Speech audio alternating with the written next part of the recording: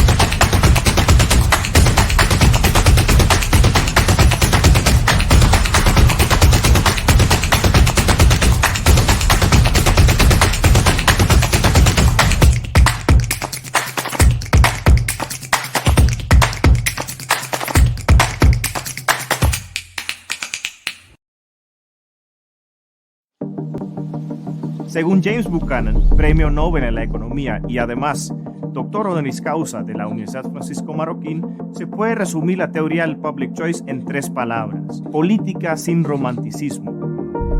A veces tenemos la idea del gobierno como un gran benefactor, cuando es todo lo contrario. Tenemos que analizarlos como personas con sus propios intereses que toman decisiones no para optimizar el bienestar social, sino su propio bienestar. El Centro para el Análisis de Decisiones Públicas, o CADEP, es el núcleo de investigación del Instituto de Estudios Políticos y Relaciones Internacionales de la Universidad Francisco Marroquín. El CADEP fue fundado en el 2002 con el objetivo de promover la teoría del public choice, una herramienta para estudiar la política desde un punto de vista económico. Realizamos actividades en toda la región, de coloquios y debates, a conferencias, a incluso presentaciones de nuestras investigaciones. Dentro de las actividades de CADEP tocamos varios temas, desde la burocracia al funcionamiento del sistema democrático, pero también temas cotidianos.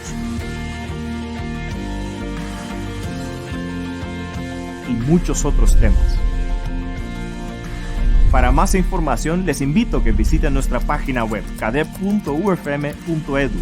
Suscríbanse a nuestro boletín y participen en todas nuestras actividades.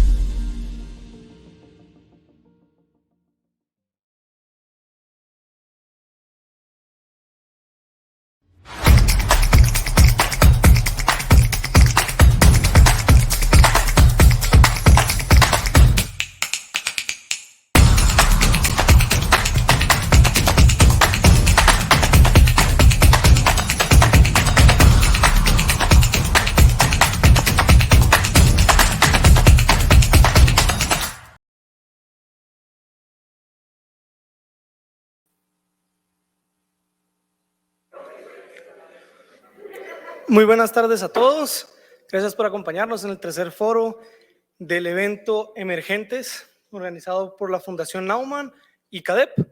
El día de hoy vamos a estar hablando sobre las remesas y la pandemia. Nos acompaña el director de CADEP y doctor en economía, Olaf Dirkmatt. Va a estar presentando sobre CADEP y conversaremos entre los dos sobre qué se avecina, las remesas, la pandemia, cómo está el panorama general a nivel internacional, Centroamérica, Guatemala.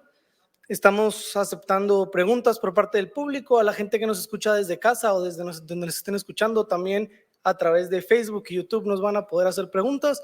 Aquí las estaremos resolviendo y discutiremos sobre el tema. Muchas gracias a todos.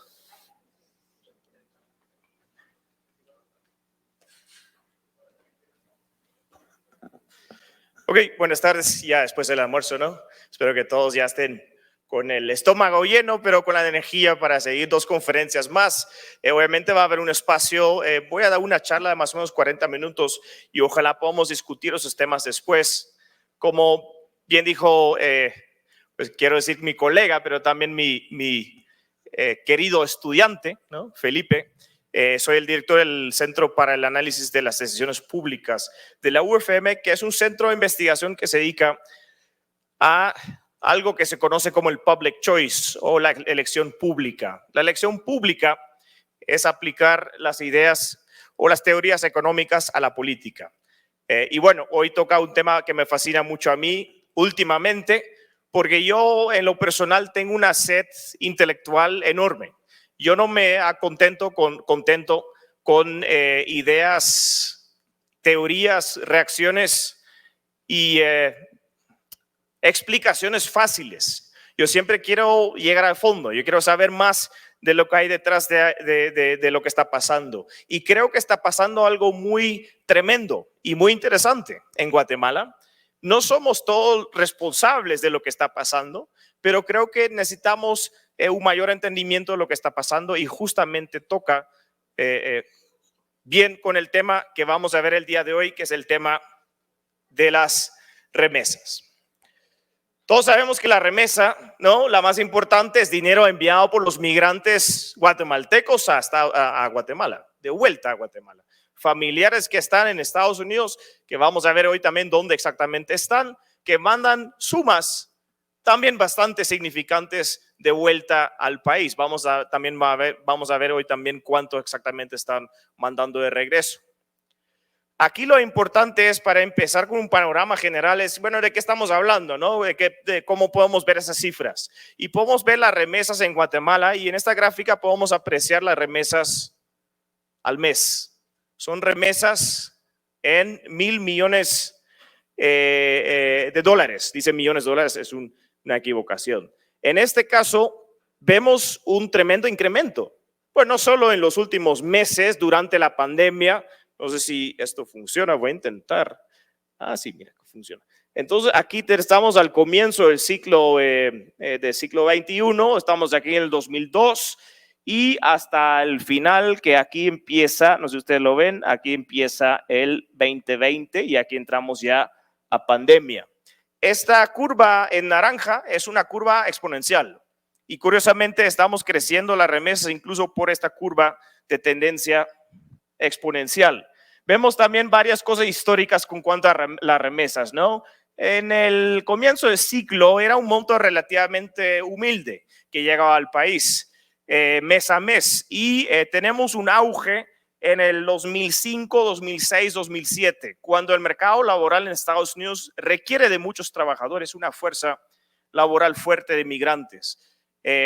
No lo podemos separar del hecho del auge en la construcción que hubo en ese momento en Estados Unidos y también vemos que efectivamente las remesas bajan. No sé si ustedes ven aquí esta bajada, ¿sí? Aquí estamos en pico y realmente no se recupera ese 2008, no se recuperan las remesas hasta el 2011, ¿sí? Mismo nivel de 2008. Eso fue el resultado de la crisis de 2008, cuando muchos latinos y muchos guatemaltecos perdieron su empleo. Ya no podían enviar de vuelta a casa la misma cantidad de remesas que estaban mandando antes. Pero aquí la gran pregunta es, aquí estamos en la peor crisis de mucho tiempo por la pandemia. ¿Cómo es que durante una pandemia, una crisis tan grave, tenemos remesas que son incluso mayores de los meses antes de la pandemia? cuando ya estaban en auge las propias remesas. Y eso es algo que creo yo pocos están explicando mucho y no está explicando el origen, la causa de estas remesas. Y creo que aquí está el debate fundamental. ¿Cuál es la causa fundamental del auge reciente durante la pandemia en remesas? ¿Sí? Es la pregunta que quiero contestar hoy y que nadie está contestando. Por alguna razón asumimos que hay remesas que existen como un acto de Dios, que están ahí, que alimentan, ¿verdad?, que son el lubricante de la economía guatemalteca y que nada malo va a pasar con ellas, que van a crecer todos los años sin parar y sin ninguna excepción. Todo lo que estoy viendo en datos también lo podemos ver en la tasa de cambio, es la tasa de cambio interanual. No sé si ustedes ven esta tendencia en el 2003, aquí al comienzo vemos grandes aumentos en la remesa porque básicamente son pocas remesas que se envían a casa. Vemos que se caen las remesas, como dije, aquí en el 2008 hasta el 2010 más o menos. Y tenemos caídas, pues a veces un mes, ¿no? Partes 2011, 2016, pero también durante la pandemia, ¿sí? Estos fueron los primeros 2 meses de la pandemia y las remesas habían caído 20%. Eso es lo de esperar, ¿no? Crisis económica, pandemia, la gente no trabaja, la gente tampoco tiene tanto dinero para mandar a Guatemala. Es una explicación sencilla que cuadra con nuestra intuición básica con una crisis económica. Sin embargo, también vemos lo no tan usual, que es que las remesas aquí suben un 80% año a año, ¿sí? Es decir, en este mes en concreto, que fue creo que al comienzo del año, marzo 2021, las remesas estaban 80% por encima de lo que eran 12 meses antes. Entonces, esto requiere una explicación y eso voy a intentar de darles el día de hoy. Y creo que lo podemos entender desde muchos puntos de vista.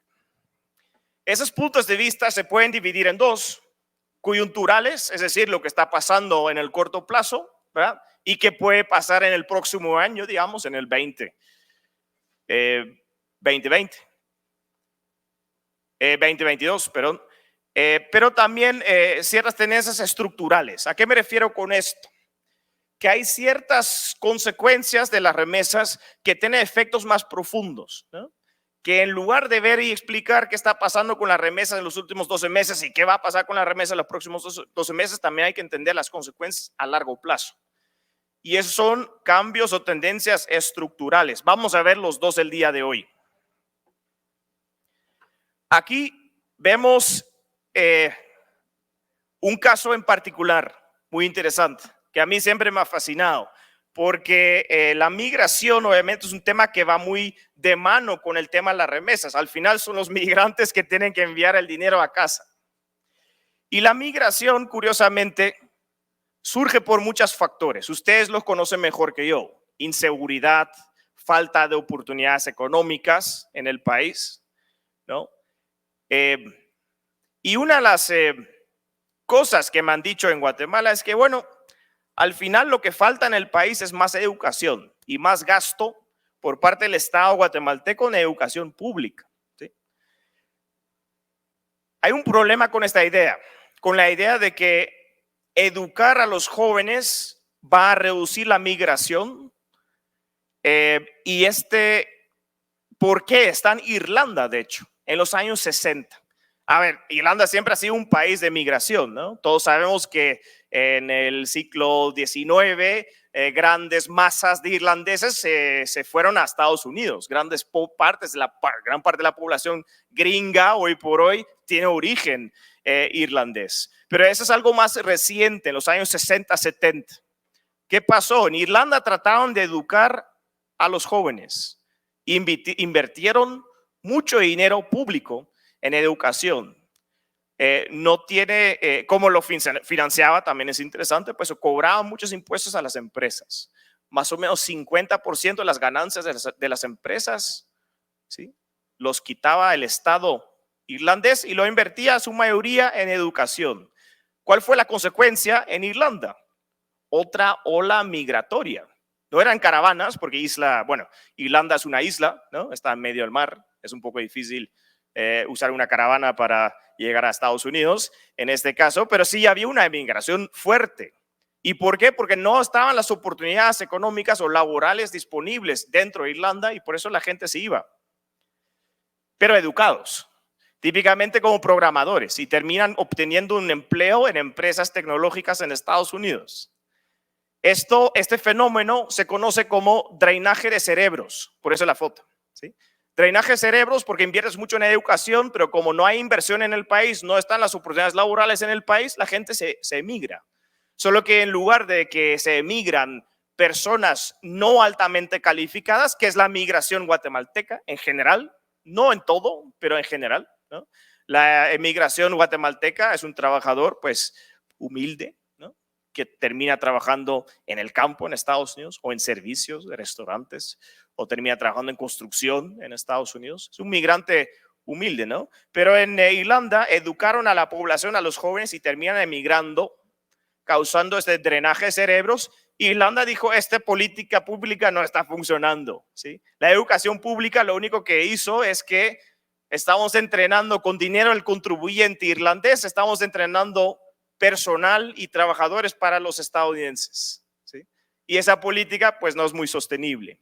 Después en el año 80, de hecho, no sé si ustedes ven esta gráfica, se cambió la política en Irlanda. Se cambió esta política en Irlanda y en este caso nos interesa la curva verde, ¿verdad? Aquí vemos grandes emigraciones al comienzo final siglo XIX, comienzo siglo XX.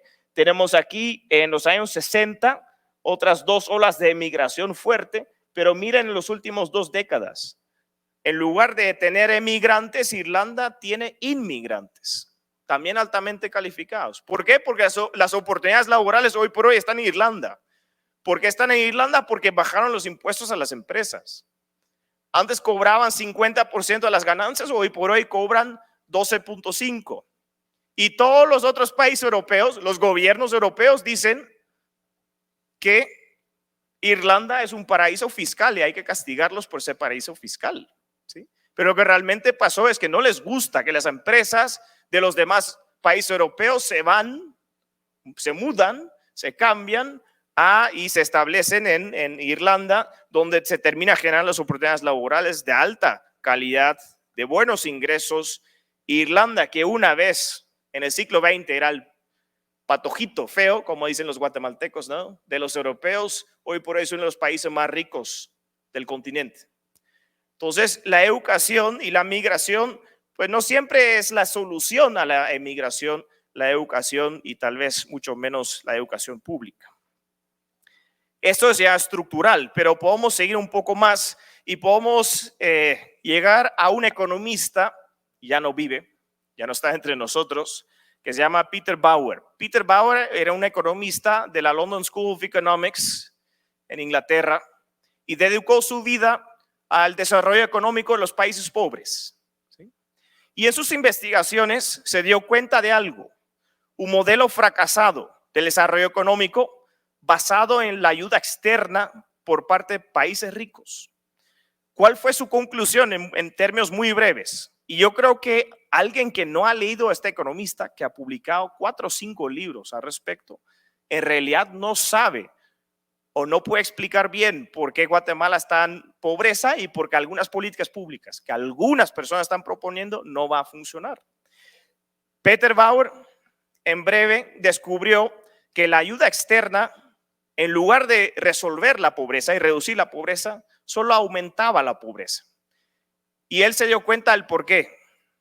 La ayuda externa en esa época era de estado a estado, es decir, el gobierno sueco, el gobierno holandés, el gobierno estadounidense transfería dinero al régimen en el poder en ese momento en la economía local. En este caso, Peter Bauer analiza en detalle los países africanos. ¿Y qué hacen con ese dinero estatal? Mantienen el poder, el régimen, que en parte es responsable de que el país no prospere, ¿sí? Entonces, al final estás dando más recursos a un gobierno fallido que mantiene el propio país en la pobreza. Y los europeos estaban pensando que estaban resolviendo la pobreza. Es un problema ahí. Entonces, Peter Bauer era bastante influyente en esa época cuando esas ideas eran muy populares. Ahora, el tema de la actualidad es un poco diferente, ¿sí? El tema de la actualidad es un poco diferente porque la mayoría de transferencias del gobierno ya no son de gobierno a gobierno, ¿sí? Son relativamente pocas transferencias de un gobierno europeo o otro gobierno a los gobiernos de países pobres. En realidad lo que está pasando es que los gobiernos extranjeros financian a organizaciones sin lucro locales. Hay muchos estudios al respecto que son bien interesantes. ¿Qué pasa con ese tipo de ayuda a nivel local? Todos conocen sus municipalidades bien, espero yo, conocen sus alcaldes, a lo mejor sus consejos municipales, ¿no? ¿Y qué termina pasando? Pues en la municipalidad en Guatemala no tiene muchos recursos, por diversas razones, pero no tiene muchos recursos. ¿Qué pasa al momento de que una ONG empieza a involucrarse en el gobierno local o en la política local o en la comunidad? Empieza a usar recursos que superan los recursos de la municipalidad y muchos trabajadores de la municipalidad se pasan a la ONG, ¿sí? Porque ahí al final hay una buena oportunidad laboral, una mejor perspectiva para el propio funcionario público que dentro del propio gobierno local. En esa medida, algunos académicos descubrieron que el modelo actual lleva a que las ONGs empiezan a reemplazar el gobierno local, ¿sí? Pero aquí es interesante porque se supone que un gobierno local, como una municipalidad, responde a sus contribuyentes, a sus ciudadanos, a sus votantes. Vaya, ¿no? Ustedes votan por su alcalde, me parece muy noble. En Holanda no votamos por nuestro alcalde, pero en este caso la política local ya no responde a los deseos de los votantes locales, empieza a responder a las necesidades de la ONG que con dinero extranjero efectivamente sustituye en parte el funcionamiento de un gobierno local, ¿no? Ese estudio me parece bien interesante. ¿A qué nos lleva todo esto? Al final quiero hacer un caso, obviamente, que va muy en línea a la migración, las remesas y la dependencia. Y la dependencia lo podemos ver en muchos sentidos, pero eso es una de ellas. La dependencia de dinero extranjero para crear un gobierno paralelo al gobierno local, ¿sí? Empieza a compartirse como un gobierno paralelo local. Bueno, sabemos también que desde esas comunidades donde hay presencia ONGs hay mucha migración. De hecho, hay una estadística bien fea y bien triste, y es un voto de desconfianza a las políticas públicas que hay en el país hoy por hoy. El 25% de los guatemaltecos está considerando o quiere salir de Guatemala, ¿sí? Solo para que lo pensemos. Si el 25% quiere salir del país, y aquí estamos hablando, por cierto, de gente pobre en las comunidades en el interior del país, ¿no? En el campo, que obviamente migra a la ciudad, que es una tendencia muy natural. En todos los países del mundo ha habido migraciones del campo a los polos urbanos, pero en este caso quieren ir a un polo urbano estadounidense. Luego también hay potencial emigración de gente educada, ¿no? Gente con títulos universitarios que buscan oportunidades laborales en Estados Unidos y dicen: yo no quiero vivir en Guatemala. A mí me pone muy triste, pero también significa que las políticas públicas hoy por hoy están fracasando. Curiosamente, están fracasando porque no brindan las oportunidades laborales que quiere y busca un guatemalteco, y por lo tanto tiene que buscarlos en el extranjero. Y ya vemos muchos de ellos, ¿no? Vemos muchos de ellos. Ese es el crecimiento del número de inmigrantes guatemaltecos. Es una encuesta que se hace en Estados Unidos. Es difícil, ¿no? Es difícil medir cuántos guatemaltecos hay exactamente en Estados Unidos. Es difícil. Pero con esta encuesta, que es un censo que se hace en Estados Unidos, se pregunta de dónde es usted. Entonces ya podemos más o menos averiguar cuántas guatemaltecos están hoy por hoy en Estados Unidos. Y el último dato es de 2017. 2017 hay más o menos 1.5 millones de guatemaltecos en Estados Unidos, que es poco. La población de Estados Unidos, ¿cuánto es? Unos 330 millones, ¿no? Entonces 1.5 millones es poco en comparación a la población total estadounidense. podemos ver que tal vez hoy por hoy son un poco más de 1.5 millones, pero no van a ser muchos más. ¿Sí? Vamos a ver entonces cómo funciona esto con las remesas, porque aquí podemos tomar lo que vimos al comienzo de la presentación, cuántas remesas llegan a Guatemala, podemos dividirlo por el número de guatemaltecos en Estados Unidos y sabemos cuánto manda un guatemalteco promedio en Estados Unidos a casa. Y el monto, como ven, ha subido bastante. Al comienzo del ciclo está un poco por encima de $3,000 al año. Subió en el 2007 a casi 5,000, ¿no? 4,700. Bajó en la crisis 2008 hasta 3,500. Y miren el auge que ha tenido más a partir de 2016. La remesa promedia son $7,000, pero eso fue antes de la pandemia, 2019. ¿Alguien se recuerda de las primeras gráficas? ¿Cuánto han subido las remesas en Guatemala en los últimos 12 meses en la pandemia? Estamos hablando de incrementos de 40-50%. A ver, de día a noche, durante la pandemia, fuimos de 1.5 millones de migrantes a 50% más. Fuimos de 1.5 a más de 2 millones de migrantes. Pues no, la migración es más o menos estable. Hay mucha gente que va a Estados Unidos, sí, pero es todos los años más o menos lo mismo. ¿Sí? Y entonces, ¿por qué están aumentando las remesas? Pues primera conclusión es porque el individuo, el migrante individual guatemalteco está mandando más remesas a Guatemala. No porque hay más guatemaltecos per se en Estados Unidos. Primera conclusión. Ahora queremos saber, bueno, ¿dónde están los guatemaltecos en Estados Unidos? Tal vez alguno de ustedes tiene familiares en Estados Unidos. Me gustaría saberlo porque me parece fascinante. Pero aquí tenemos el top 10. Son las áreas metropolitanas con mayor población guatemalteca en Estados Unidos. Y el tamaño del círculo efectivamente representa la cantidad de población de guatemaltecos. Bueno, si ustedes lo ven como familiar, pero tenemos la costa, tenemos California, ¿no? Tenemos aquí California, también tenemos una parte de Florida, tenemos esta parte que incluye a Nueva York y bueno, 3 otras partes en Estados Unidos. Aquí están los guatemaltecos que mandan las remesas. Ahora la lógica, ¿no? Han subido las remesas 50% porque, bueno, vamos a ver qué está pasando. Primero, fíjense que el gobierno de Estados Unidos hizo algo fuera de lo usual. Trató de mandar dinero a todos los ciudadanos estadounidenses. Durante la pandemia, con la excusa del encierro, que no había en todos los estados, dijo el gobierno, ¿sabes qué? Vamos a mandar cheques blancos a todos los estadounidenses. Primero en el 2020 fue un programa de Donald Trump y luego el 2021 2 veces por Joe Biden.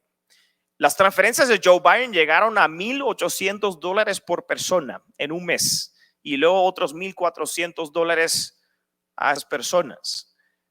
¿Financiado con qué? Pues no con impuestos a los propios estadounidenses. Eso no sería una política muy popular, ¿no? Imagínense que Jim Matei mañana dice, bueno, vamos a subir el impuesto al combustible un 100% y se lo vamos a repartir entre ustedes. Entonces van a decir, es un atraco, ¿no? Entonces, ¿cómo lo hizo el gobierno de Estados Unidos? Pues efectivamente se endeudó. Se endeudó a un ritmo sin precedentes. Ni en la Segunda Guerra Mundial el gobierno de Estados Unidos se endeudaba tanto como hoy. Y esto se ve reflejado en el ingreso personal de los estadounidenses. Antes de la pandemia, vemos esta línea todo estable, ¿no? Más o menos el 16 y algo % de los ingresos de los gringos eran transferencias del gobierno, ¿sí? Era subsidios, asistencia social, subsidios al desempleo, etcétera. Y aquí tenemos el primer programa de Donald Trump. Y miren hasta dónde llega. 1/3. En los primeros meses de la pandemia, 1/3 de los ingresos totales de los estadounidenses eran transferencias del gobierno, ¿no? Miren aquí tenemos dos otros. Aquí tenemos a Joe Biden trabajando 25-26% y aquí otra vez mayor de 30%, incluso mayor que Trump. Un tercio otra vez de los ingresos viene del gobierno, que es algo triste, ¿no? Es algo triste porque significa que esta gente no está trabajando y esto tiene otras consecuencias, de lo cual no se trata esta conferencia.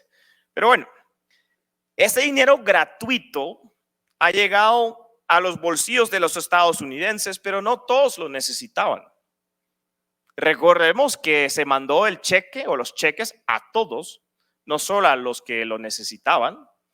Y esto ha financiado justamente el auge en remesas, no solo en Guatemala, sino en todos los países que reciben remesas. Aquí tenemos la República Dominicana, donde comparado 2021 con 2022, primeros 3 o 4 meses, vemos incrementos 65%. Salvador y Guatemala entre 40 y 50%. Honduras 30%. Y luego Nicaragua, México, Colombia un poco menos, pero son países que también reciben menos remesas. Los colombianos que están en Estados Unidos mandan menos dinero a casa. Entonces, esto ha pasado. Es decir, la gente, aunque no trabajaba durante la pandemia, recibía dinero del Estado, mandó ese mismo dinero a casa y eso ha generado un auge de remesas dentro de Guatemala. Claro, no solo lo han mandado a casa, ¿no? Porque no todos son guatemaltecos en Estados Unidos, ¿no? O sea, hay estadounidenses sin familia afuera también. ¿Qué han hecho ellos con el dinero? Pues le puedo decir, 1, la bolsa de valores, 2, criptomonedas y 3, comprando viviendas. Ustedes han visto las películas La Gran Apuesta, han visto todas esas películas que explican la fiebre en bienes raíces en el 2006, 2007, 2008 en Estados Unidos, donde la gente pensaba que los precios de la vivienda iban a subir y subir y subir y que especulaban comprando viviendas. Pues miren este dato. En el 2006, 2005, tengo que decir, aquí tenemos, aquí tenemos los precios de la vivienda en las 20 ciudades más grandes, las 10 ciudades más grandes y nacional. Están cerca, sigue la misma tendencia, no es tan importante. Aquí llegan entre 15 y 20% incremento en el precio de la vivienda en el 2005. Pero mire cómo estamos ahorita. No sé si ustedes lo ven, 20%. Es decir, estamos igual que durante lo que todas esas películas y documentales tratan de explicar. ¿Y por qué? Porque el gobierno está regalando dinero, ¿sí? Está regalando dinero. Esto financia las remesas en Guatemala.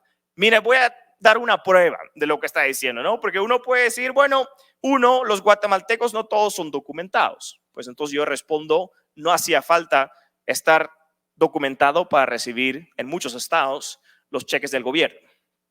Pero más que eso, podemos ver las cifras del empleo en Estados Unidos. Y aquí, no sé si ustedes lo ven, esto en particular es el crecimiento económico por estado. Ahora viene el ejercicio, ¿no? ¿Ustedes recuerdan en qué estados están los migrantes guatemaltecos? La mayoría, el top 10. ¿Sí? Tal vez para refrescar la mente. ¿Sí? California, como lo ven, está en azul, pero azul es como mediano, ¿sí? No es mejor que el promedio del país, no es peor que el promedio del país. Florida, pues Florida sí, bastante positivo. Pero luego también hay otros estados, ¿sí?,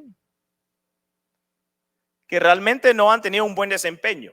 Es decir, sus economías no han recuperado igual de bien como un Florida.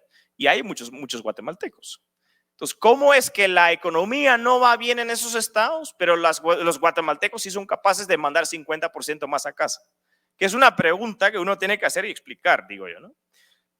Solo para refrescar la mente, ¿no? Para comparar los mapas.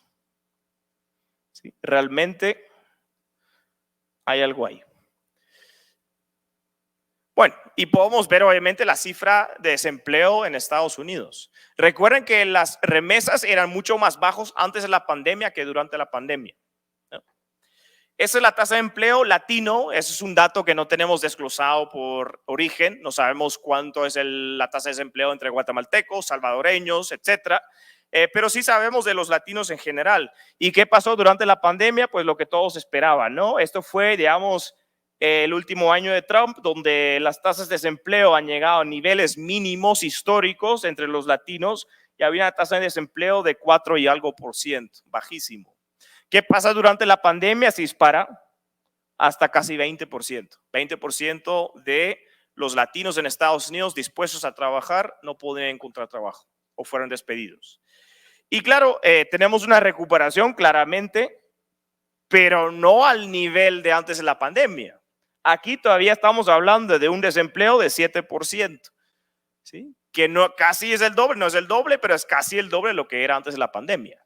Es decir, ¿cómo es que los latinos tienen menos trabajo que antes de la pandemia, pero mandan más remesas? Pues como dije, los cheques del gobierno, ¿sí? El estímulo fiscal de Joe Biden y en menor medida Donald Trump. Bueno, ¿a qué nos lleva todo esto? Pues primero que tenemos que analizar las remesas desde este punto de vista. Como las transferencias del gobierno de Estados Unidos son temporales, este auge en remesas también va a ser temporal.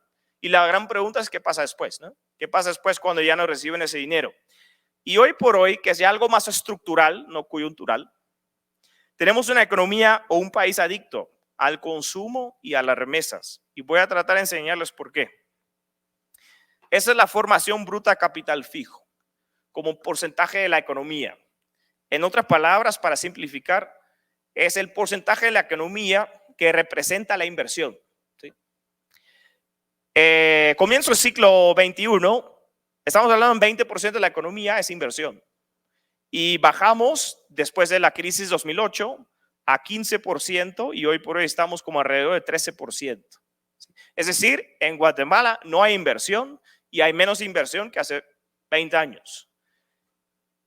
Pero curiosamente el Producto Interno Bruto, la economía ha crecido. Ustedes leen las noticias. Dicen cada año la economía guatemalteca crece un 3%, ¿no? Que es el dato típico. 3% todos los años. Es un poco la mentalidad del funcionario público chapín. Economía estable siempre crece al 3%. Pero está creciendo sin inversión. ¿Sí? La inversión no está aumentando. Entonces, ¿qué está aumentando y qué está generando el crecimiento económico en Guatemala? Otra vez, el consumo. Y más específico, el consumo financiado con remesas. Entonces, la gran pregunta es, ¿qué pasaría si las remesas caen de vuelta a niveles más normales? Incluso solo a la tendencia que ya había, pues vamos a tener una reducción del consumo. Y eso va a tener consecuencias, pues no tan bonitas. Lo mismo lo vemos en el ahorro bruto, ¿no? No sé si ustedes ven esto, pero cuando las remesas realmente empiezan a levantar, ciclo 21, baja el ahorro de unos 10% a prácticamente 0%, bueno, 2%. ¿Sí? En cierto momento, los años 70, el ahorro en Guatemala era el 18%, es decir, los guatemaltecos ahorraban el 18% de sus ingresos. Hoy por hoy ya no ahorran. ¿Por qué no ahorran? Porque reciben remesas. ¿Sí? ¿Para qué ahorrar si puedo contar con el familiar en Estados Unidos que siempre me puede mandar algo en situaciones de emergencia? Y eso fue lo que pasó durante la pandemia, porque el Estado de Guatemala no llegó a las poblaciones vulnerables. ¿Sí?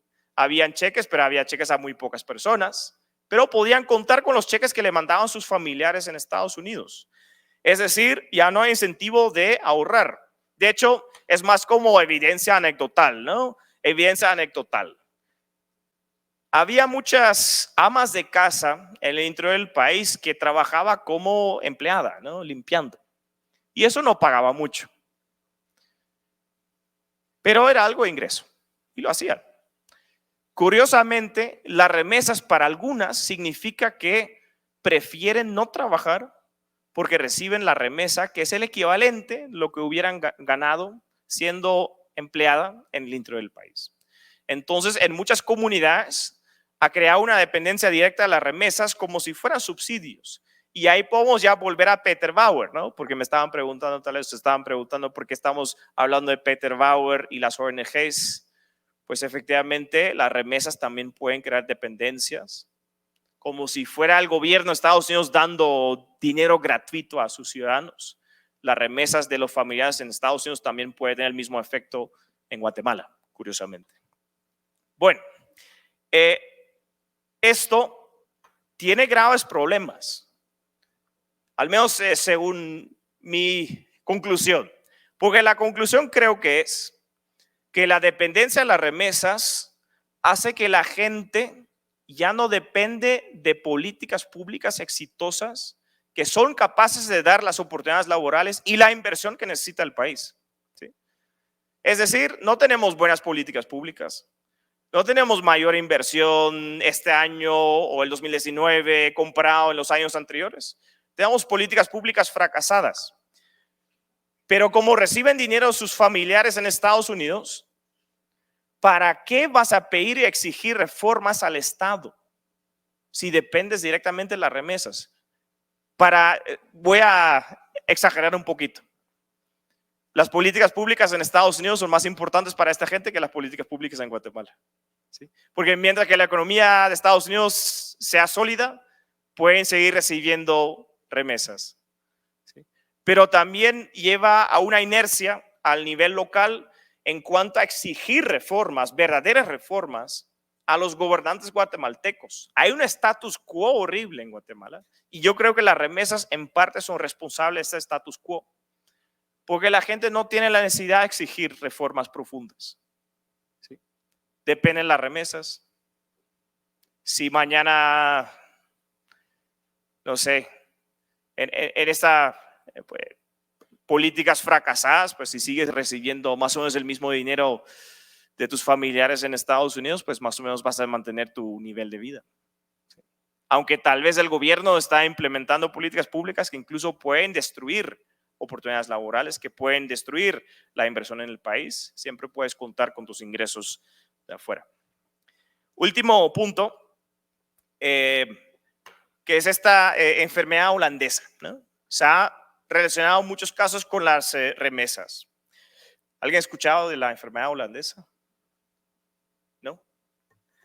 La enfermedad holandesa no suena tan grave, yo soy holandés, no es tan grave la supuesta enfermedad holandesa, pero fue en los años 60 que se descubrió depósitos de gas en Holanda. Y lo que pasó es que entró mucha inversión extranjera para tratar de invertir en la extracción de este gas natural. Como consecuencia, se aumentó la demanda por florines, que era la moneda de Holanda. Todavía no había euro en los años 60, ¿verdad? Y causó una apreciación aquí del florín holandés contra el marco alemán, que era la moneda de los alemanes. Aquí vemos una apreciación, digamos, estábamos en 90 centavos y efectivamente el florín apreció hasta 1.10, 1.15 contra el marco alemán. Los alemanes son nuestros vecinos, ¿no? La Naumann está en Alemania y es nuestro vecino grande. Mi profesor siempre se burlaba de mí porque decía que nosotros éramos una provincia alemana, ¿no? Que no éramos nada. Pero bueno, no es cierto. Así que ya está dicho eso en redes también.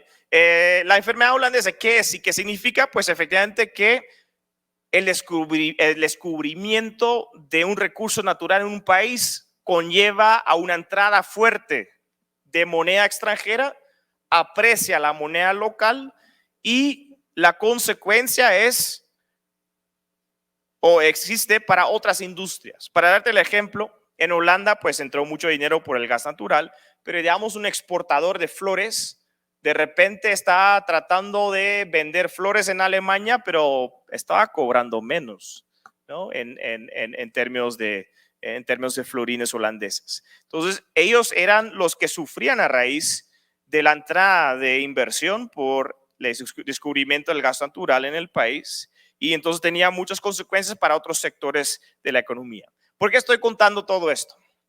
Porque no hay recursos naturales, bueno, no hay descubrimientos grandes de recursos naturales en Guatemala últimamente, pero realmente lo podemos relacionar con las remesas, porque luego los economistas decían cualquier entrada de divisas extranjeras fuertes va a causar esta enfermedad holandesa. Y las remesas, según algunos, están causando esta enfermedad. Es decir, están destruyendo las remesas, industrias locales que sufren porque el tipo de cambio del quetzal está muy fuerte, ¿sí? Todos saben que está como 7.7, 7.70. Un dólar vale 7.70 quetzales y se ha mantenido ahí, ¿no? Y tal vez en parte por las remesas. Parece intuitivo esa lógica, ¿no? Por lo tanto, si la moneda sigue tan estable por la entrada de remesas al país, En realidad los que están sufriendo son los sectores de exportación, porque tienen que exportar con un tipo de cambio no tan favorable para ellos. Eso es mentira, ¿sí? Le voy a intentar explicar por qué esta es mentira, la enfermedad holandesa. ¿Qué pasa en Holanda en los años 60? Es que entra inversión extranjera para extraer gas en Holanda y luego reparten las ganancias, ¿verdad? Sacan las ganancias del país, los llevan a los países de origen donde está el inversor. Pero eso no es exactamente lo que está pasando en Guatemala. Los guatemaltecos reciben remesas y ¿qué hacen con el dinero? Comprar cosas, ¿no? ¿Qué cosas compran? Cosas importadas de Estados Unidos. Es decir, todo lo que entra por la vía de remesas se devuelve hasta un cierto punto a los Estados Unidos comprando productos exportados desde Estados Unidos a Guatemala. Por lo tanto, toda la idea de la enfermedad holandesa como consecuencia de las remesas es falso. Es fundamentalmente diferente a lo que pasó en Holanda y lo que pasó en otros países. Podía explicar en algunos países una moneda fuerte que desfavorece el sector de exportadores. Sí, hay países con descubrimientos de recursos naturales como Holanda que puede sufrir una enfermedad holandesa, pero las remesas no van a causar eso, mucho menos si ese dinero va a productos importados estadounidenses. Entonces, llegando a conclusiones y para abrir un poco el conversatorio, porque bueno, si no necesitamos un litro más de café para mantenernos despiertos a todos, pero en conclusión, el auge de remesas actual, que es fuerte, que hemos visto al comienzo, estamos hablando de 40, 50% más de antes de la pandemia, pues merece una explicación seria. No sé ustedes, yo no he visto nadie en Guatemala, y por favor me avisan si alguien serio que ha intentado explicar el fenómeno, pero nadie ha explicado realmente por qué están en auge las remesas en la peor crisis en mucho tiempo. Nadie lo ha explicado. Solo lo toman por dado y dicen que y se dan como cumplidos a sí mismos, ¿no? Dicen qué bien estamos en Guatemala, mira qué resiliente la economía, ¿sí? Qué bueno estamos, estamos entre los mejores de la región. Algunas personas están peor, pues sí, pero en general estamos bastante bien, ¿no? Pero no menciona que las remesas están en un auge tremendo que no se puede explicar porque como vimos en el 2008, otra crisis, se cayeron las remesas. Los primeros 2 meses de la pandemia se cayeron las remesas, un 20%. Entonces es muy poco usual que estamos de repente en este auge de remesas y eso merece una explicación seria. Yo no he escuchado ningún intento de explicar seriamente por qué está sucediendo esto. Mi tesis es que el auge de remesas es el resultado de la intervención estatal en Estados Unidos. Si estás mandando dinero a todas las familias, todos los hogares estadounidenses, pues los migrantes lo van a mandar a casa, los estadounidenses lo van a invertir en criptomonedas, la bolsa de valores o en vivienda, y luego hay gente que lo ahorra, que lo deposita en el banco, que de hecho se puede observar también en los datos. Esto nos lleva al tercer punto, que el auge en remesas no es sostenible. Es decir, vamos a tener problemas con esto tarde o temprano, en mi humilde opinión. El aumento en la remesa ha sido resultado no de un mayor número de migrantes en Estados Unidos, sino un mayor monto que envía el migrante guatemalteca a casa. Y mi último punto es que las remesas han creado una economía guatemalteca dependiente del consumo, ¿sí?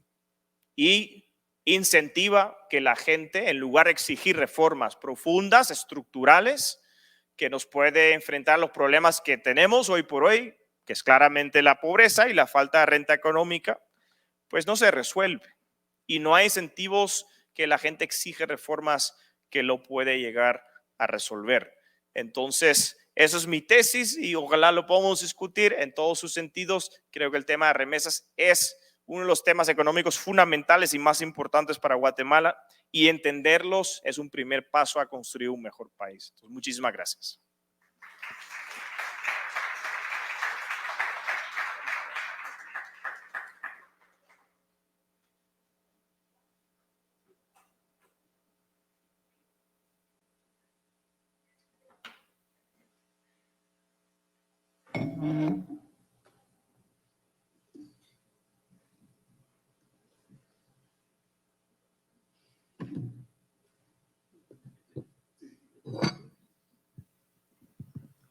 Bueno, excelente presentación, Olaf, muy interesante los datos, sobre todo cuando me invitaste aquí a hacer el conversatorio contigo, estuve investigando un poco, yo no soy experto ni mucho menos en remesas, pero sí es un tema muy interesante, sobre todo por la información que venía saliendo últimamente, ¿no? Uno abría el periódico y en primera plana 36% de crecimiento en remesas contra el año anterior y la gente brincaba y se sobresaltaba, no veía las filas enormes en los bancos afuera, por ejemplo, en Walmart de Carretera El Salvador, es de man que yo tengo la gran fila en el BI para cobrar las remesas, pero entender el por qué eso sucede creo que es primordial a la hora de entender la economía guatemalteca, cómo funciona, ¿no? Y algo que me llamó mucho la atención que mencionaste, y es por donde voy a empezar, que creo que es un tema bastante polémico, es el tema de las reformas públicas, que hablas que no se solicitan o la gente no exige esas reformas públicas a nivel Guatemala, mientras que les interesa más una reforma pública a nivel Estados Unidos por los ingresos que tiene. Creo que es algo que se ve, son las tendencias que se vienen viendo en los últimos años, ¿no? Cada vez dicen, todo el mundo dice, el último presidente que fue malo es mejor que el que está ahorita, que va siendo peor y va siendo peor, y las políticas que van sacando, uno no ve una salida, uno no dice, aquí no va a pasar nada, y con el tema de la fuga de capitales en China, por ejemplo, o todas las empresas que se están moviendo, es el ahora cuando Guatemala tiene que actuar y hacer esas reformas que vienen siendo tan necesarias desde hace mucho tiempo, para traer esa inversión que va a generar empleos. Nike invirtió 50 millones en Honduras hace 2-3 semanas. Bayer en Costa Rica reinvirtió 200 millones para generar una cantidad de empleos enorme. Aquí en Guatemala no vemos ese tema. Aquí vemos Dos Pinos de Costa Rica invirtió 5 millones de dólares, que no es comparable. Y creo que es el momento de enfocarlo por ese lado, ¿no? Con el tema de la solicitud de reformas públicas necesarias. Y creo que por ese punto lo voy a agarrar. Sí, ahorita que estabas comentando esto, me recuerda el dato, ¿no? O sea, yo dije que hay 1.5, 1.6 millones de migrantes guatemaltecos en Estados Unidos, ¿no? ¿Cuántos somos aquí? 16, 17, no sabemos. Exacto, o sea, 10% de la población está fuera del país. Pero ¿cuánto es la renta per cápita en Guatemala? Son como $4,000 al año, ¿sí? ¿Cuánto es la renta per cápita de los migrantes guatemaltecos en Estados Unidos? Pensamos, sería como 20, 30 mil dólares al año. ¿Sí? Estamos hablando de, no sé, 10 veces más de lo que gana un guatemalteco. Y ese dinero, claro, aunque sea una población pequeña, incluso relativo a la población de Guatemala, el monto es muy significante y representa pues fácilmente pues llegando a 20% del Producto Interno Bruto del país, y por eso es tan importante el tema, ¿sí? Porque el dinero manda. Y en ese sentido, lo que creo que el aporte de estos estudios sobre la presencia de ONGs y la entrada de inversión extranjera, la entrada de ayuda externa hace, es al final el dinero manda, ¿no? El dinero manda. Veamos desde tres puntos de vista. Vemos primero las ONGs, ¿no? Entonces, si las ONGs tienen dinero y lo invierten en economías, bueno, en comunidades locales, ¿quién manda? Pues el que tiene el dinero, ¿no?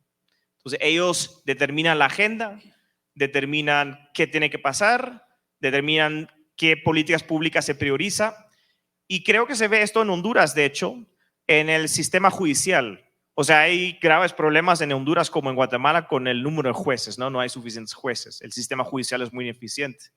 Pero los pocos que hay, ¿a qué tipo de casos se dedican? Esa es buena pregunta, ¿no? O sea, ¿qué casos se priorizan en el sistema judicial hondureño? Y ahí se ve claramente el vínculo de ciertas agendas que no viene de inversores, no viene del pueblo, para ponerlo así, vienen las ONGs, ¿sí? Porque determinan la agenda dentro de esas instituciones y por eso pueden mover la política pública. El segundo es obviamente las remesas, gente recibiendo remesas y lo gasta.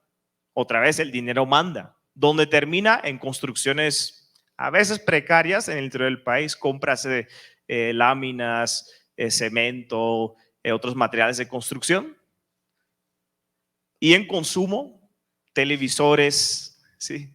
A veces automóviles, a veces créditos, a ese tipo de cosas llega la remesa.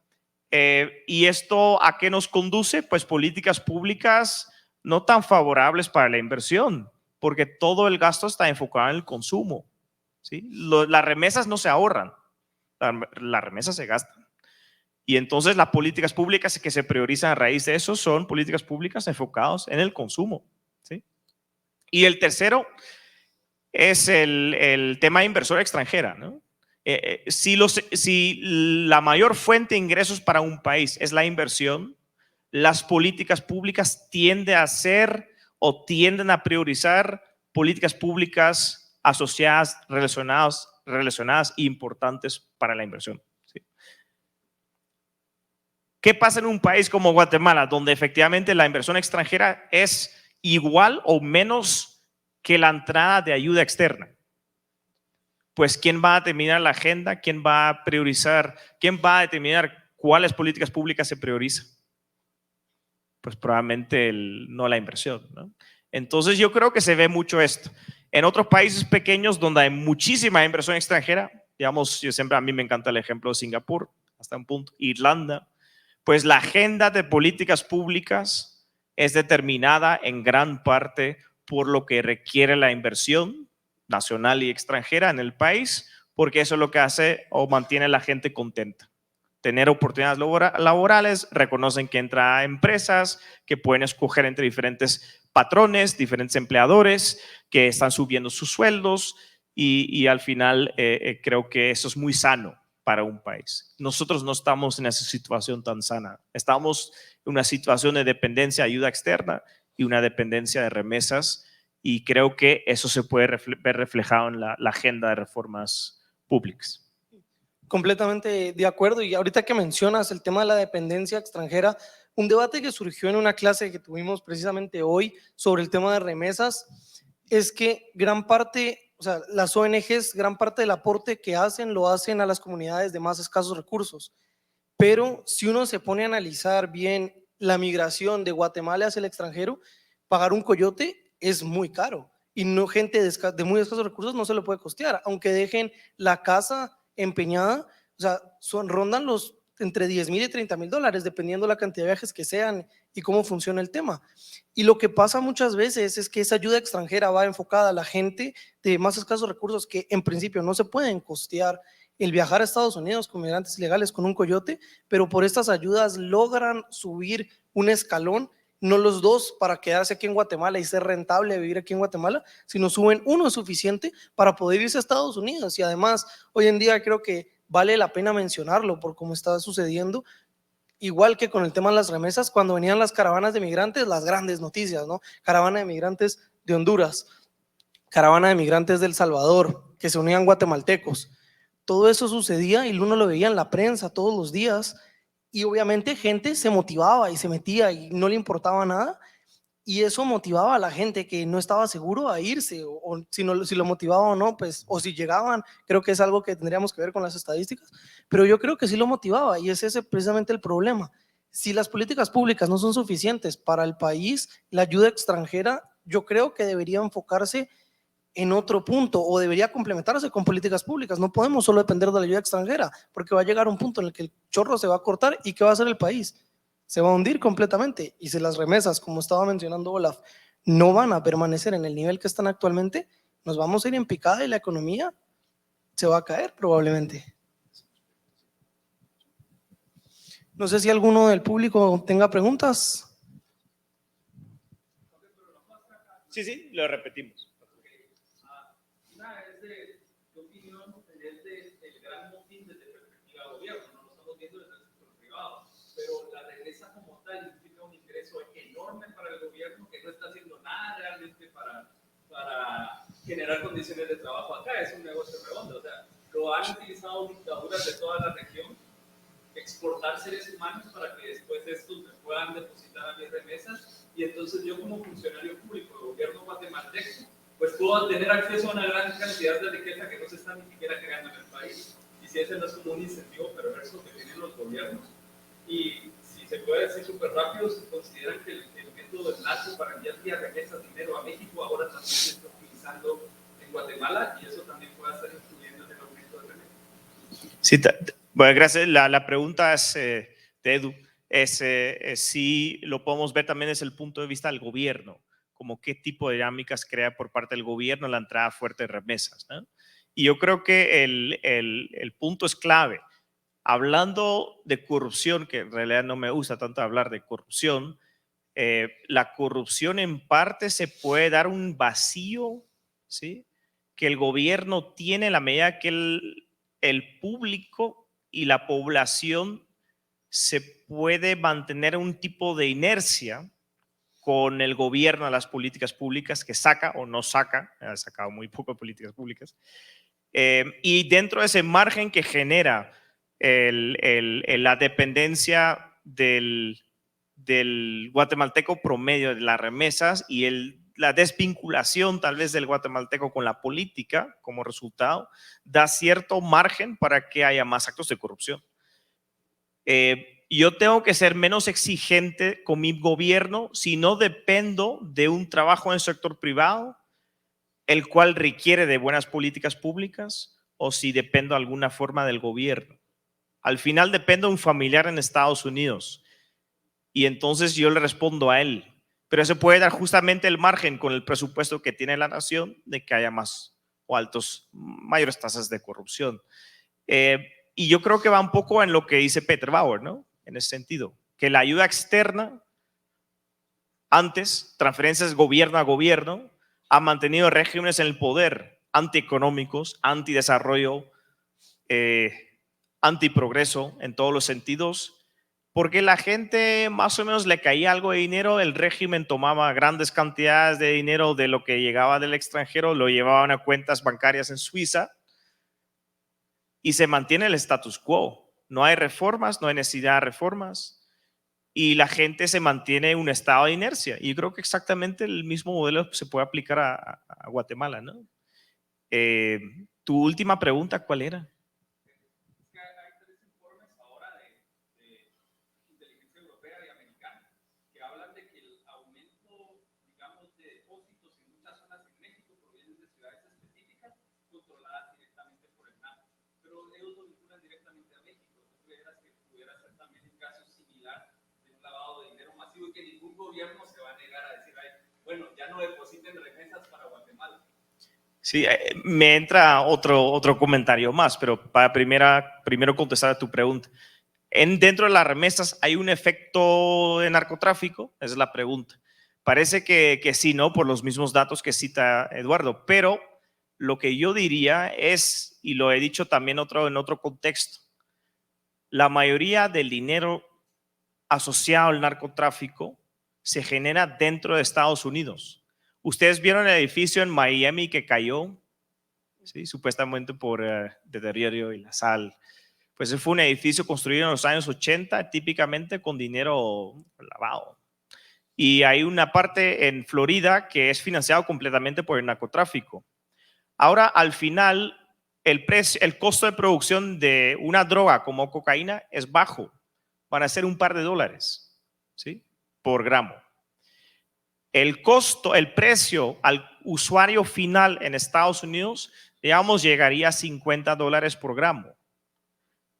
Y en Guatemala, los costos son distribución y efectivamente para pagar mordidas, carteles y gobernantes, ¿no?, para que se puedan trasladar seguramente la mercancía. Pero aquí el costo también se mantiene muy bajo. Quiere decir que la mayoría del valor añadido es en Estados Unidos, ¿sí? Y por eso probablemente la cantidad de lavado de dinero en Estados Unidos incluso puede superar, curiosamente, el lavado de dinero en Guatemala. Entonces creo que si una vez ya está en Estados Unidos, la preferencia es fácil, mantener el mismo dinero dentro de Estados Unidos, lavarlo ahí. Y hay múltiples ejemplos de grandes operaciones de lavado en Estados Unidos o en Europa incluso, ¿sí? Y tengo muchos conocidos que trabajan en la banca europea y estadounidense y están dedicados a este tema y hay enormes cantidades de lavado de dinero. Entonces yo creo que al final no viene tanto en esta estadística. Y además, desde luego se tiene que preguntar, volver al dato, 50% más de remesas durante la pandemia. ¿Subió de alguna forma el narcotráfico o el consumo de drogas durante la pandemia? Es muy dudable, ¿sí? Es muy dudable y mucho más dudable si estamos hablando de una magnitud de 50% dentro de 12 meses. Entonces yo creo que no es un factor decisivo en las remesas. Puede entrar tal vez una parte, pero yo no veo el sentido de tener dinero incluso ya lavado en Estados Unidos y mandarlo de vuelta a Guatemala. Lo veo poco sentido. Y como dije, el valor añadido en la cadena logística de la droga en Guatemala, lo que queda en Guatemala es relativamente poco a lo que quedan en Estados Unidos. Igual, respecto a la primera pregunta, yo creo que algo que viene ahorita hay que analizar son las medidas que está tomando El Salvador con la implementación de las criptomonedas, ¿no? Las criptomonedas tienen la ventaja que son muy difíciles de rastrear, por no decir imposibles, y al implementar Bukele las criptomonedas como moneda de curso legal y poder uno llegar a un cajero y cambiar Bitcoin por dólares, se genera la pregunta de si se va a volver El Salvador un lavadero de dinero y si van a bajar las remesas en dólares y se van a pasar directamente a Bitcoin porque no se tiene que pagar una comisión tan grande o el impuesto que se tiene que pagar al entrar al país o al retirarlo.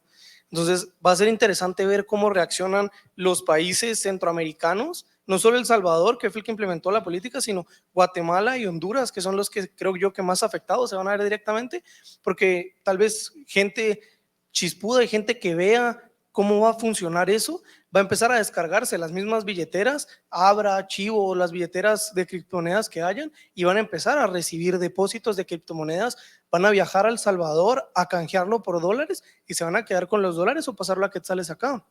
Y esa va a ser, o probablemente sea una nueva tendencia, ya que va a facilitar varias cosas. Sí, el transporte puede ser un poco más complicado, pero al final, si tienes que pagar un poco menos o si no tienes que pagarle al Estado, gente por ahorrarse eso va a hacerlo a través de criptomonedas o hacer el mismo pago con criptomonedas.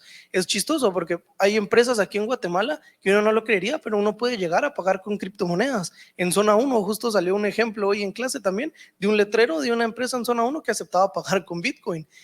Uno no pensaría acá, pero si eso se va a volver tendencia y va a ir aumentando la cantidad de empresas que lo acepten, van a haber cada vez más gente que empiece a recibir Bitcoin y pague con Bitcoin o con cualquier otra criptomoneda y van a evitar el uso de las remesas y vamos a ver una caída incluso más pronunciada de las remesas. Y creo, la amenaza, quería agregar esto a lo que dijo Edu, yo creo que es increíble que ningún gobierno, ningún gobernante se ha metido con las remesas, ¿no? Si fijamos en cómo es la cadena de que las remesas llegan desde los bolsillos de los guatemaltecos migrantes en Estados Unidos a sus familiares en Guatemala, es un proceso peculiar, pero es un proceso con pocos puntos, pocos nodos.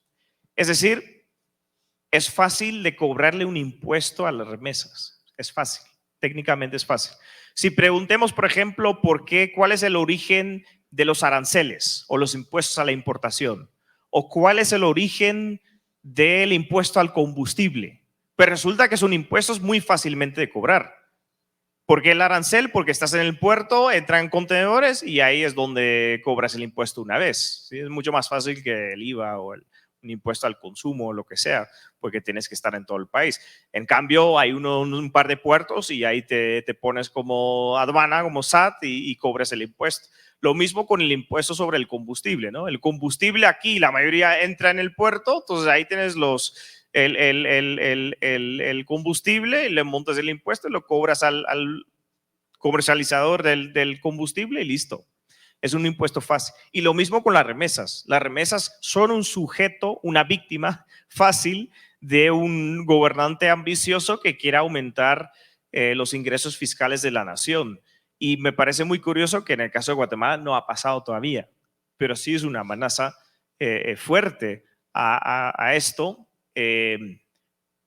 A la vez creo que hay un problema con las remesas que llegan al consumo y no llegan a la inversión del país. No se están ahorrando remesas, se gastan las remesas.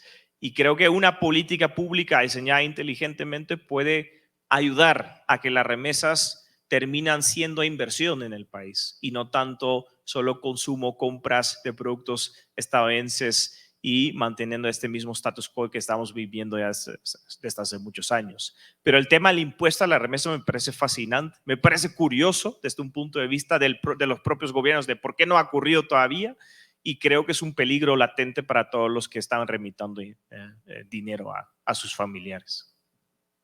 Y es una cantidad enorme, ¿no? Es una cantidad enorme.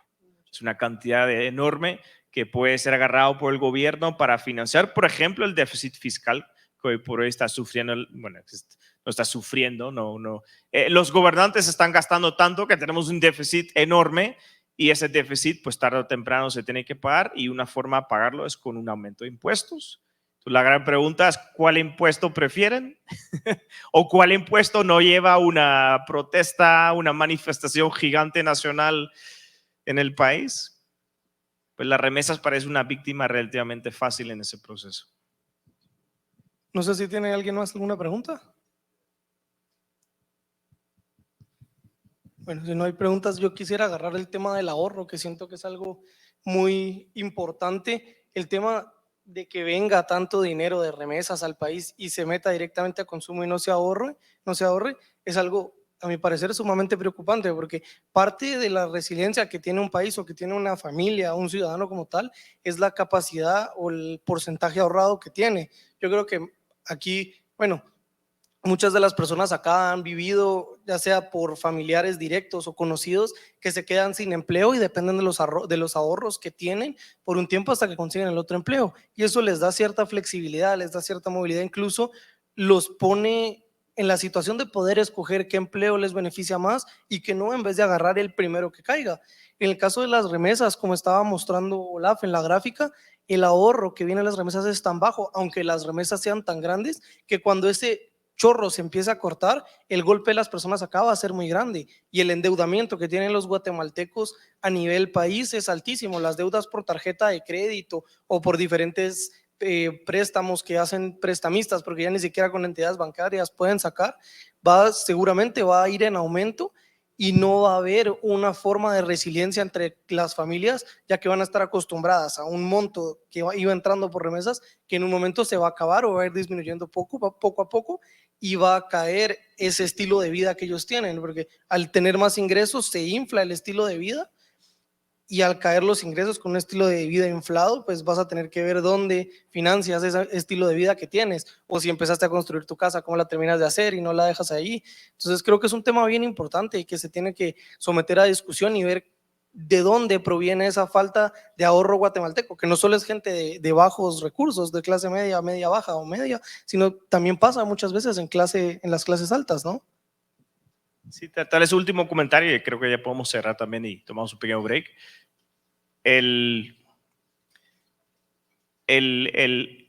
A ver, les voy a poner un contrafactual, ¿no? Como dije, los primeros 2 meses cayeron las remesas un 20%. En lugar de caer un 20%, subieron un 50%. ¿Qué hubiera pasado políticamente, socialmente en el país si la gente hubiera tenido esa caída en ingresos, no solo por perder el empleo aquí por los encierros del gobierno, ¿no? Por la completa paralización del turismo, entre otras cosas? ¿Qué hubiera pasado con la gente que no podían contar con remesas y ahora sí podían contar con remesas? ¿Y qué hubiera generado ese grupo de personas que dependen, que no pueden trabajar, que acaban de ser despedidos en el país, que no cuentan con el gobierno y que tampoco tienen remesas a recibir de sus familiares porque están en los mismos problemas en Estados Unidos? Recordemos que los primeros 2 meses en Estados Unidos el desempleo se disparó enormemente y después el gobierno de Trump empezó a mandar cheques blancos a los ciudadanos estadounidenses. Pero la gran contrafactual que sería interesante analizar y debatir, ¿qué hubiera pasado si? ¿Qué hubiera pasado si hubieran caído las remesas un 20%? Y yo creo que estaríamos no tan contentos en ese salón. Creo que estaríamos mucho peores. Incluso podrían haber producido cambios políticos muy abruptos y muy fuertes. Entonces, yo siempre digo a todos mis alumnos, todos los cambios políticos típicamente se generan a raíz de fuertes cambios y reversiones económicas, ¿sí? Yo creo que incluso en Guatemala, pero en general en el mundo, cualquier giro en la política se puede explicar con algún tipo de malestar económico para empezar. Porque si la gente está bien económicamente, ¿para qué cambiar, no? Pero si ya estás mal, pues ¿por qué no pedir algo diferente? Y yo creo que la relación entre los cambios económicos y los cambios políticos es innegable. Y el contrafactual tal vez nos deja una reflexión sobre qué podría haber pasado si no podríamos contar con los ingresos extraordinarios que han recibido los migrantes guatemaltecos en Estados Unidos. Y también nos lleva a la reflexión de qué ahora, ¿no? ¿Cómo seguimos de aquí? ¿Qué va a pasar en el 2022? Y cómo podemos asegurar que cuando empiecen a bajar esas mismas remesas, que estamos igual de bien. Entonces, bueno, pues si quieres cerrar. Muchas gracias a todos por estar presentes, los que estuvieron aquí en el auditorio con nosotros, los que nos siguieron en línea. Cualquier duda o comentarios, aquí estamos a su entera disposición. Muchas gracias por acompañarnos, muchas gracias Olaf por tu tiempo, por la presentación, principalmente por la invitación. Feliz tarde a todos.